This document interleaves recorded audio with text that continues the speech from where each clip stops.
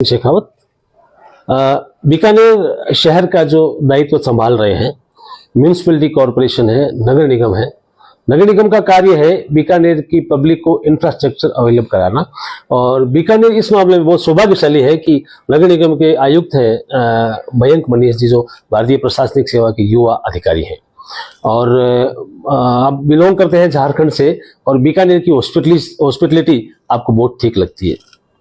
अपनी पूरी कोशिश के साथ बीकानेर को ठीक करने में लगे हुए हैं, चाहे वो सीवरेज का काम हो, चाहे रोड्स का काम हो, चाहे बरसात में आने वाली जो बाढ़ है उसका काम हो। एक बहुत अच्छी प्लानिंग के साथ इनका मानना है कि उसको ठीक करने में लगे हुए हैं। बात करते हैं मयंक मनीष जी से। सर, आपका स्वागत है लाइन एक्सप्रेस में। मैं आपसे ये जानना चाह रहा हूँ कि बीकानेर जो नगर निगम है उसके जो पेरिफेरी में जो पब्लिक रहती है, उस पब्लिक से आपकी पहली अपेक्षा क्या है? पहला तो मैं ये जो भी पब्लिक बीकानेर नगर निगम क्षेत्र में रह रही है, नगर निगम का जो मूल कार्य होता है वो पब्लिक को फैसिलिटीज प्रोवाइड कराना है, चाहे वो सफाई को लेकर हो, ड्रेनेज को लेकर हो, सीवरेज को लेकर हो, स्ट्रीट लाइट को लेकर हो, इन चीजों पे।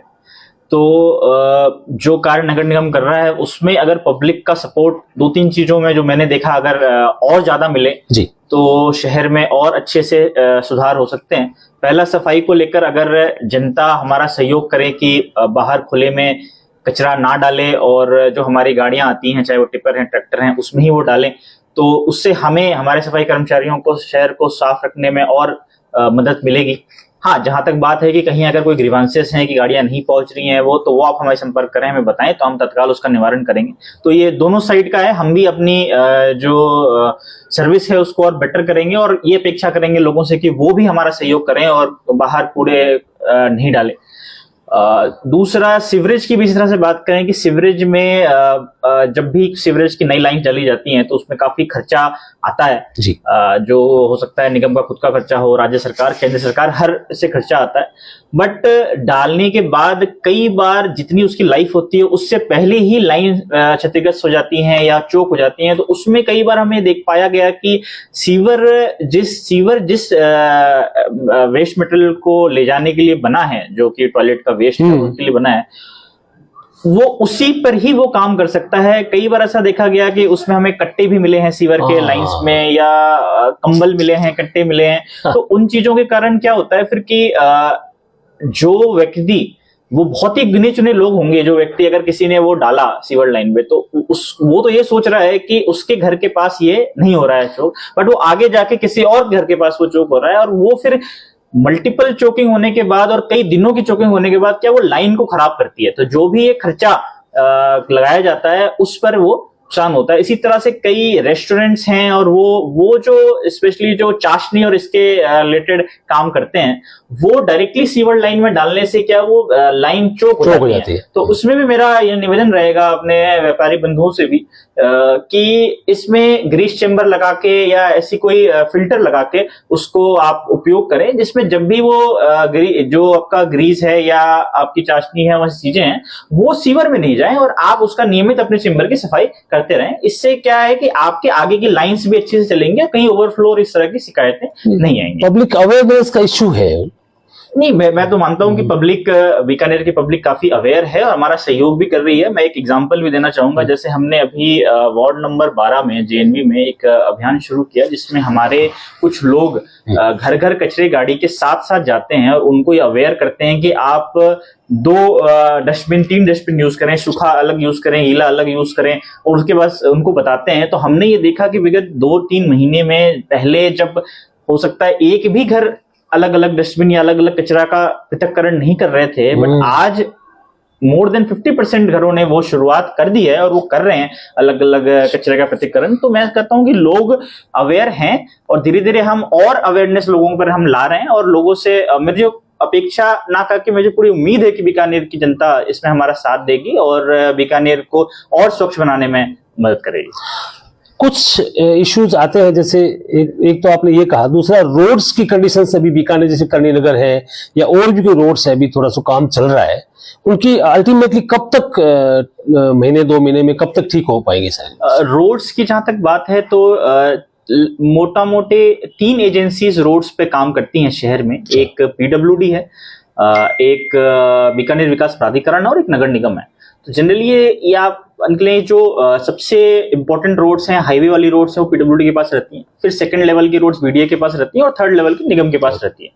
तो हमने तीनों ही एजेंसीज ने अपने अपने क्षेत्रों में आपसी तालमेल बिठाकर रोड्स के काम शुरू हो गए हैं मौके पे, और कई रोड्स कंप्लीट भी हो गए हैं और कई रोड के काम चल रहे हैं।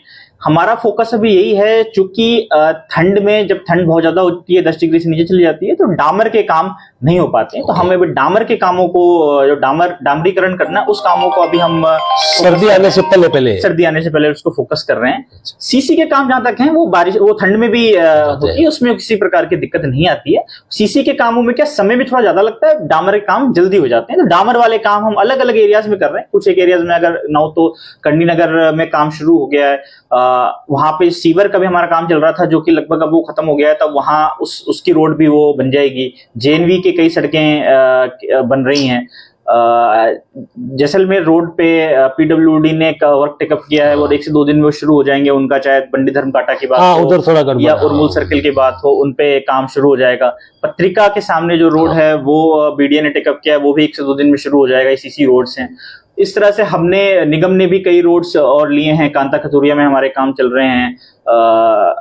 इधर सेल्स टैक्स ऑफिस के पास तुलसी सर्किल, फिर और गलियों के अंदर भी हमारे कई काम चल रहे हैं। चाहे वो पश्चिम की बात करें तो पश्चिम विधानसभा क्षेत्र में वार्ड नंबर 60, 61, 62, कुछ एक मैं एग्जांपल दे रहा हूँ कि वहां पर काम चल रहे हैं। कुछ मुक्ता प्रसाद में हमारे काम चल रहे हैं। तो अलग अलग एरियाज में काम चल रहे हैं। तीनों एजेंसीज ही काम कर रही हैं, और जिला कलेक्टर महोदया की अध्यक्षता में रेगुलर मैडम मीटिंग लेती हैं और एक कोऑर्डिनेशन इंश्योर करती हैं कि काम की प्रोग्रेस क्या है, और आपस में तालमेल सही रहे, कि जिससे ओवरलैपिंग नहीं हो और तीनों एजेंसीज मिलकर ज्यादा से ज्यादा सड़कें बनाने का कार्य करें। कमिश्नर साहब, पहली बार देखने में आ रहा है कि पूर्व में, पश्चिम में, सभी इलाकों में, इवन जयपुर रोड पे भी काम बहुत बल्क में, बहुत एक साथ हो रहा है, और पीडब्ल्यूडी, निगम और ये आपका बीडीए सभी साथ काम कर रहे हैं।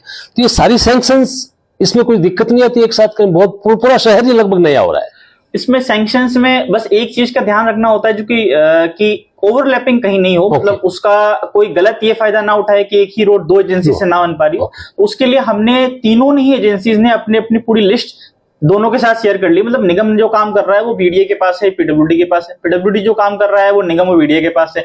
इससे क्या हमें पता है कि ये काम पीडब्ल्यूडी ने टेकअप कर रखा है, तो इसे हम टेकअप नहीं करेंगे, हम दूसरी गली ले लेंगे। ओवरलैप नहीं होता, इसीलिए ओवरलैप नहीं हो रहा है। और कई बल्क में, जैसे आपने बताया, सड़कों का काम पूरे शहर में चल रहा है, और ये कंटिन्यूअस चलता रहेगा। सड़कें तो क्या एक सतत प्रक्रिया है, चलती रहेंगी। बट जो टेकअप अभी कर रखा है उसको हमारी कोशिश है कि मैक्सिमम डामर का काम तो नवंबर एंड तक, 15 दिसंबर तक, जो बिल्कुल उसके बाद क्या ठंड आ जाती है तो 1-1.5 महीने के आसपास थोड़ा वो डामर का काम बंद रहता है। सीसी के काम में कोई दिक्कत नहीं आती। ठंड में सीसी का काम बिल्कुल चलता है अच्छे से, और वो काम हम, इसलिए हमने डामर को पहले टेकअप किया, सीसी को अब हम टेकअप कर रहे हैं। सीसी के जो रोड से हम टेकअप कर रहे हैं, और उसको हम जल्द से जल्द इसको पूरा कराएंगे। ऐसा देखते हैं कमिश्नर साहब कि अधिकतर जो सड़कें हैं वो ड्यू टू वाटर, पानी की वजह से सड़कें खराब होती है। सड़कें खराब होने के मुख्यतः 2-3 कारण मुझे ऐसा लगता है। एक तो पानी की वजह से, चाहे कहीं पानी का ओवरफ्लो हो, पीएचडी की पानी की लाइन ओवरफ्लो हो, या सीवर की लाइन ओवरफ्लो हो, या बारिश का पानी अगर ठहरा, अगर बारिश निकल गया तो खराब नहीं होती, वहां ठहरा वाटर लॉगिंग हो तो उससे खराब होती है। दूसरा एक बड़ी समस्या जो मैं देखता हूं कि ओवरलोडिंग के कारण भी सड़कें काफी खराब होती हैं, क्योंकि एक सड़क की एक अपनी कैपेसिटी है। उस कैपेसिटी का हो सकता है 10% तक वो बेयर कर पाए, जब लेकिन अगर वो उसके डबल कैपेसिटी से अगर वाहन जाएंगे तो उसमें है। उस पर भी जिला कलेक्टर महोदया के स्ट्रिक्ट इंस्ट्रक्शंस हैं डिपार्टमेंट्स को कि वो ओवरलोडिंग पे हम लगाम लगाएं, तो उससे भी सड़क की लाइफ जो है वो बढ़ेगी। जहां तक बात वाटर लॉगिंग की है, तो जैसे शहर में कुछ एक लोकेशंस हैं जहां पे पानी ठहरता है। बाकी जगह तो क्या पानी निकल जाता है, पर कुछ एक जो लोकेशंस हैं, मान के चलो 15-20 लोकेशंस होंगे, छोटे बड़े मिला के मैं कर रहा हूँ, जहां पे पानी ठहरता है। तो उसके लिए भी हम कार्य कर रहे हैं। और इस साल, इस मॉनसून सीजन से पहले हमने 16 जगह, 8 निगम ने और 8 बीडीए ने वाटर हार्वेस्टिंग स्ट्रक्चर्स बनाए थे, जिसको हिंदी में पाताल तोड़ कुआं कहते हैं। 300 फीट के वो होते हैं कुआं। उससे हमें अच्छे रिजल्ट्स मिले। उससे हमें ये देखने को मिला कि जब पानी ठहरता है तो स्ट्रक्चर बनने के बाद पानी तो फिर भी ठहरता है, लेकिन पहले, उसके बनने से पहले, स्ट्रक्चर के बनने से पहले अगर कहीं 10 घंटे लग रहे थे उसको निकलने में, तो वो हो सकता है 4 घंटे में वो निकल रहा था, 3 घंटे में निकल रहा था, तो वो टाइम बच गया। जैसे हमने एक एग्जाम्पल खुद ही देखा, हमने मेडिकल चौराहे पे हमें देखने को मिला, उसका रिजल्ट अच्छे थे। मुरली मनोहर गौशाला के आसपास हमें अच्छे रिजल्ट्स देखने को मिले, जहां पे पानी 5-5 फीट भरा रहता था, वो चीजें देखने को मिले। तो एक तो वाटर हार्वेस्टिंग स्ट्रक्चर का हमें अच्छा रिजल्ट मिला, तो अब हम इसको और अगले मानसून से पहले हम इसको और जगह बनाएंगे, स्पेशली उन्हीं जगह पे बनाएंगे जहां पर ये वाटर लॉगिंग होती है। इसके दूसरे फायदे भी है, वाटर लॉगिंग भी रुकती है और रिचार्ज भी होता है, ग्राउंड वाटर रिचार्ज, जो आज के टाइम पे बीकानेर एरिया में वाटर ग्राउंड वाटर की बहुत समस्या है। तो एक तो इस पर हम कार्य कर रहे हैं। दूसरा, जो हमारे सीवरेज ट्रीटमेंट प्लांट हैं या पंपिंग स्टेशन हैं, इनमें 1-2 जगह ऐसे थे, जैसे चांदमल बाग है पंपिंग स्टेशन, या ब्राह्मणों का मोहल्ला है, तो वो क्या इस बरसात की नहीं, उसके पहले की जो मैं करूं 2024 की जो मानसून थे, जो मुझे फीडबैक मिला कि उस समय उनके पंप्स नहीं चलने या उसके लॉक्ड होने के कारण वो पंप्स ढंग से चल नहीं पाए थे, इसलिए आसपास का एरिया वाटर लॉक हुआ था। तो इस बार हमने वो कोशिश की, जैसे चांदमल बाग में हमने लगभग 80 से 90 लाख रुपए लगाए अलग अलग चीजों को, स्ट्रक्चर चेंज किया, मशीन चेंज की, फिल्टर चेंज किया, एक O&M एजेंसी को हम लाए। तो उससे अब इस साल इस मानसून में उस एरिया में दिक्कत नहीं हुई। बहुत ज्यादा बारिश होने पे एक बार वो आती है, बट 1-2 घंटे निकल जाता है, वो इश्यूज नहीं आए इस बार हमें। तो हम इस पे हमने काम किया। इन फ्यूचर अब ड्रेनेज को लेकर हमने नगर निगम ने एक पूरा मास्टर प्लान बनाया है पूरे शहर का, जो कि लगभग 225 करोड़ का प्लान बनाया है, जिसमें नए ड्रेन्स लेना, ड्रेन्स को बड़ा करना, चौड़ा करना, गहरा करना, कुछ पंपिंग स्टेशन लेना, STP लेना, सारे मिला के 225 करोड़ का हमने एक प्लान बनाया है, जिसके अंतर्गत 100 करोड़ की बजट घोषणा भी हुई थी। अच्छा। शहर को लेकर के 100 करोड़ की, उसमें 66 करोड़ का एक बार सैंक्शन राज्य सरकार से मिला है, जिसका हमें टेंडर वगैरह करके हम फाइनल अप्रूवल के लिए हमने स्टेट को भेज रखा है।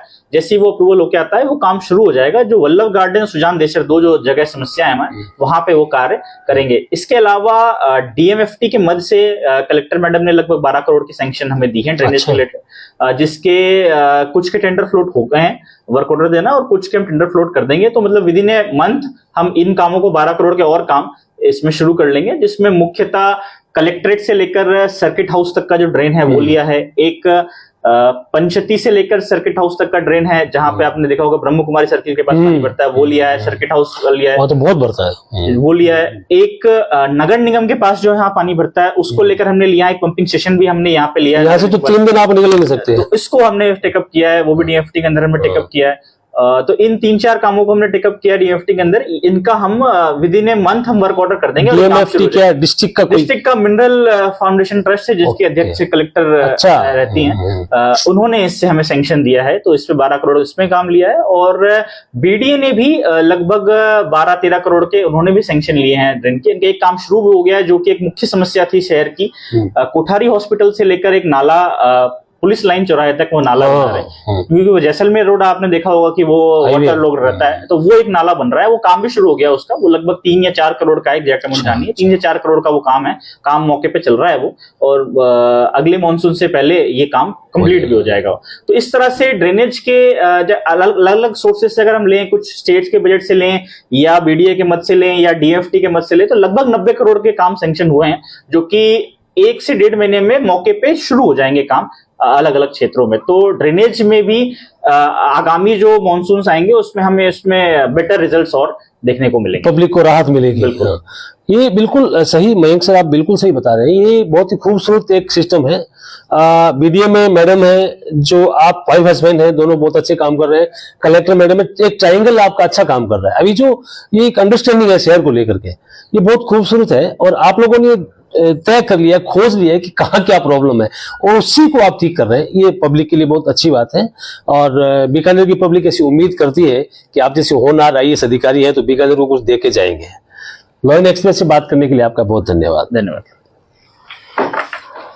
ये थे मयंक मनीष। और ये बीकानेर की जो बात आपने बताई है, बीकानेर में जो जगह जगह पूरे शहर के लिए आप, चाहे वो ड्रेनेज की बात हो, सड़कों की बात हो, चाहे कोई भी बात हो, आने वाला जो समय है, आगे मानसून जो आएगा, उसमें पब्लिक को राहत महसूस होगी, ऐसा मयंक मनीष जी का मानना है।